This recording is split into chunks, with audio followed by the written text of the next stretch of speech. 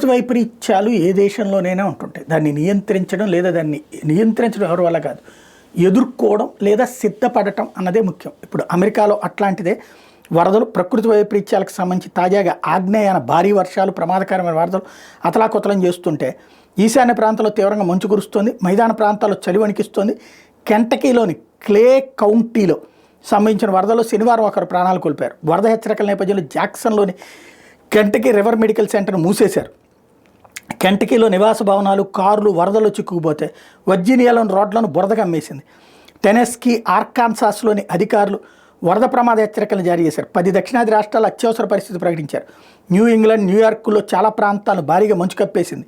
Nebraska, Iowa, Wisconsin, Michigan, డెన్వర్లో ఉష్ణోగ్రతలు -10 డిగ్రీలకు పడిపోయాయి. Montana, Dakota, మిన్నెసోటాల్లో -51 డిగ్రీల వరకు పడిపోతాయని అధికారులు చెప్తున్నారు.